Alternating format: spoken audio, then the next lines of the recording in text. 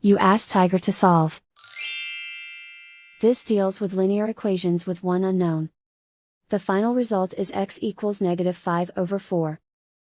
Let's solve it step by step. Group all constants on the right side of the equation. Subtract 10 from both sides. Simplify the arithmetic.